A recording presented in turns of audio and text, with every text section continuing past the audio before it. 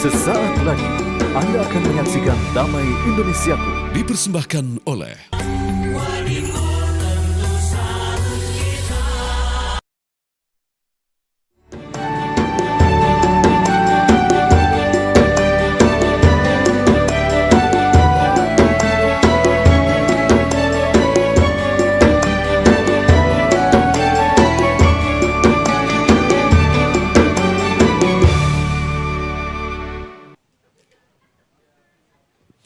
Bismillahirrahmanirrahim. Assalamualaikum warahmatullahi wabarakatuh. Alhamdulillahirrahmanirrahim. Hamdan wa syukran lillah. La hawla wa la quwata illa billah. Alhamdulillah masih bulan Syawal kita dipertemukan kembali dalam Damai Indonesiaku.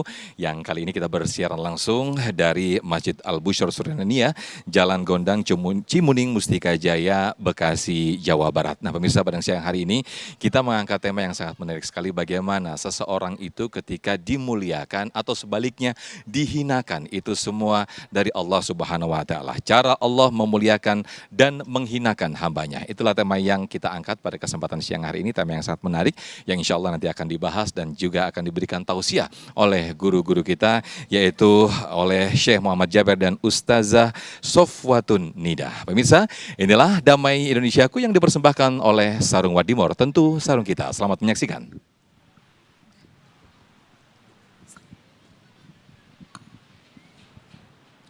Bismillahirrahmanirrahim. Assalamualaikum warahmatullahi wabarakatuh.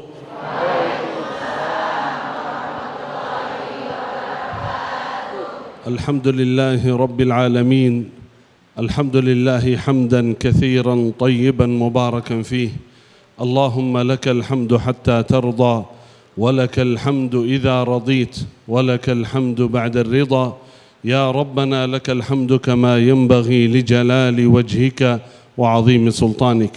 اللهم صل وسلم وبارك وأنعم على عبدك ورسولك نبينا وسيدنا وحبيبنا وشفيعنا محمد صلى الله وسلم وبارك عليه وعلى آله وأصحابه أجمعين. أما بعد, Bapak Ibu hadirin hadirat, saudara-saudariku yang dimuliakan Allah Subhanahu wa taala, wabil khusus yang kami hormati, hadir bersama kami Ustazah Sofwatun Nida dan seluruh pengurus Masjid Al-Busyra Suryania. Kami hari ini live langsung dari masjid dan pondok dan madrasah Al-Busyra Suryania. Semoga diberkahi oleh Allah Subhanahu wa taala. Amin ya rabbal alamin.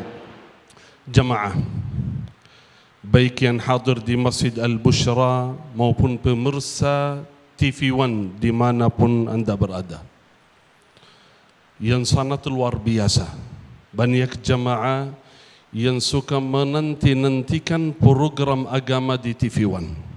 Sampai banyak jamaah bertanya, Syekh, kapan lagi di TV One? Saya nunggu setiap Sabtu Minggu. Luar biasa. Ini bukan bahasa basi-basi, tapi ada hubungan dengan tema hari ini yang sangat penting bagi kita semua. A'udzu billahi minasy syaithanir rajim. Bismillahirrahmanirrahim. Qul illahumma malikal mulk. Qul illahumma malikal mulk. Tu'til mulka man tasha' وتنزع الملك ممن تشاء وتعز من تشاء وتذل من تشاء بيدك الخير إنك على كل شيء قدير. صدق الله العظيم. Salah satu sifat Allah Subhanahu wa ta'ala yang wajib kita imani adalah Al-Mu'izzu Wal-Mudhil. Allah yang memuliakan dan Allah yang menghinakan.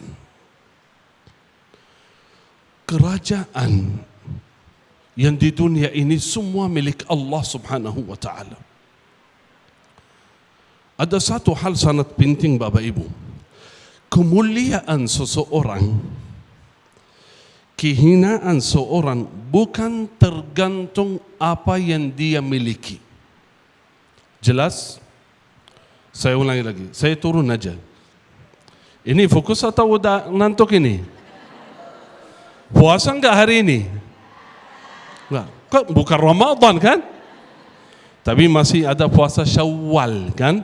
6 hari Syawal, keutamaannya sangat luar biasa. Pemirsa TV1 yang belum puasa, jangan lupa puasa 6 hari Syawal di bulan Syawal ini. Dalam hadis sahih, siapa yang puasa Ramadan lalu dia puasa 6 hari di bulan Syawal, mendapatkan pahala seperti puasa sepanjang tahun.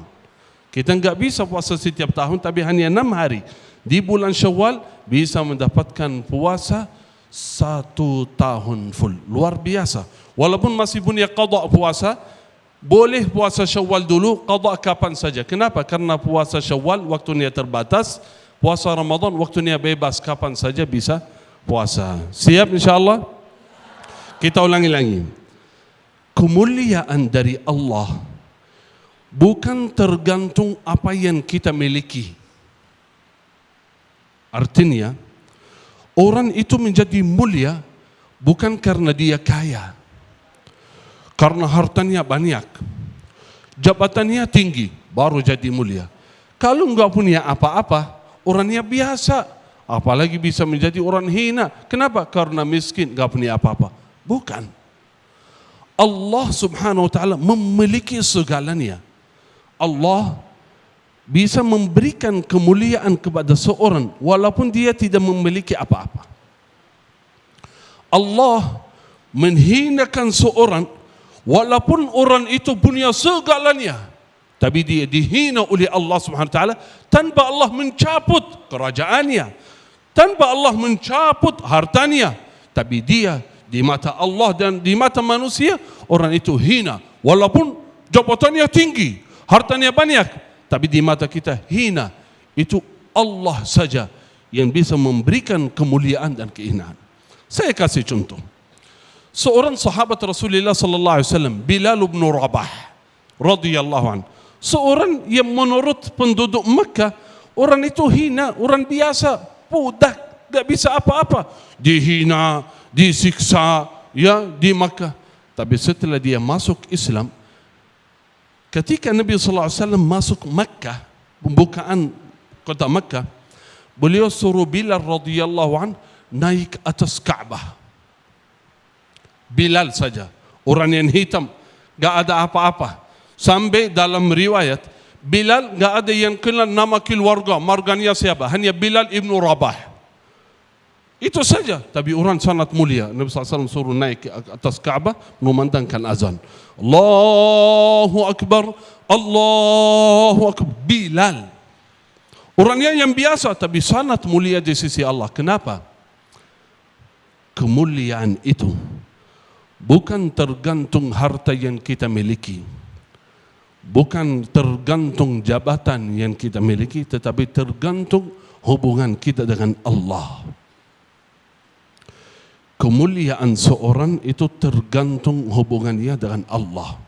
Kalau kita dekat sama Allah, menjaga taat kepada Allah, taat kepada Rasulullah sallallahu alaihi wasallam, Allah memuliakan kita dunia dan akhirat. Karena itu tadi saya bilang, jamaah yang menanti-nantikan program agama, baik offline di masjid maupun online di TV, di media, di mana-mana, orang itu mulia. Kenapa? Karena duduk di majelis ilmu, di majelis zikir. Mungkin kita enggak kenal siapa yang hadir, siapa yang menonton TV1, tapi Allah kenal. Orang itu yang meluangkan waktu hadir di majelis ilmu. Orang itu yang setiap waktu, setiap saat dia ingin mendekatkan diri kepada Allah. Itulah orang yang mulia di sisi Allah, walaupun dia enggak memiliki apa-apa. Ada utusan dari Romawi, kerajaan Romawi yang sangat dahsyat, luar biasa di zaman Nabi sallallahu alaihi wasallam. Kalau dibandingkan antara kerajaan Romawi dan Madinah, Makkah itu sangat terendah secara ekonomi, secara pendudukan, secara bangunan dan lain sebagainya. Datang utusan dari Romawi. Mencari apa? Mencari mana Amirul Mukminin Umar bin Al-Khattab radhiyallahu anhu. Raja dunia di situ. Di waktu itu raja. Seluruh dunia kenal nama Umar. Padahal waktu itu enggak ada sosial media kan? Sekarang share bisa jutaan. Dulu enggak ada. Tapi seluruh dunia takut sama Umar radhiyallahu anhu. Ada utusan dari kerajaan Romawi mencari. Mau ngobrol sama Raja Muslimin Umar bin Al-Khattab. Masuk ke kota Madinah. Mana istana Umar? Mana istana Raja? Enggak ada istana di sini. Bangunannya cuma satu lantai. Ya, satu lantai dari batu, dari ini. Kok enggak ada istana? Mencari Khalifatul Muslimin mana? Ya coba cari di masjid, biasa beliau di masjid. Dicari di masjid enggak ada. Akhirnya di bawah, di keliling Madinah, melihat Umar berbaring istirahat di pinggir jalan. Bantalnya batu, di bawah pohon kurma. Kata, ya fulan, ini Umar ini. Kok ini Umar? Gak mungkin. Gak percaya. Ini raja. Kalau raja artinya punya istana, security, pendudukan yang tinggi. Enggak, ini. Inilah Umar. Yang nama beliau, nama saja menakutkan semua di dunia. Raja Romawi Persia takut sama Umar. Itulah Umar. Ya inilah Umar. Mulia. Sangat mulia di sisi Allah. Padahal beliau enggak punya apa-apa. Kenapa? Karena kekuatan iman. Kekuatan amalan saleh. Karena itu saudara, bapak ibu semua ingat. Kalau ingin menjadi mulia di sisi Allah, dunia dan akhirat, dekatlah dengan Allah. Ihfadillah yahfadk. Jagalah perintah Allah, patuhilah perintah Allah dan perintah Rasulullah sallallahu alaihi wasallam dimanapun anda berada, menjadi hamba yang mulia di sisi Allah. Semoga ya Rabb kita semua menjadi hamba yang mulia di sisi Allah Subhanahu wa taala. Amin ya rabbal alamin. Amin, amin ya rabbal alamin. Terima kasih Syekh Muhammad Jaber yang telah memberikan tausiah di segmen 1 ini. Menjadi catatan besar bagi kita semuanya. Apa yang disampaikan oleh guru kita tadi, bahwa seseorang yang hina di mata manusia belum tentu hina di mata Allah. Begitu juga sebaliknya, seseorang yang hina di mata Allah belum tentu mungkin juga hina di mata manusia. Namun yang perlu dicatat, bagaimana kedekatan dan juga hubungan kita, ketaatan kita kepada Allah Subhanahu wa taala, itulah nanti yang akan menjadikan mulia diri kita di hadapan Allah Subhanahu wa taala. Lantas bagaimanakah cara Allah memuliakan dan juga menghinakan manusia atau hambanya? Insya Allah nanti akan jelaskan di segmen kedua nanti bersama guru kita Ustazah Sofwatun Nida. Tetaplah bersama kami dalam Damai Indonesiaku.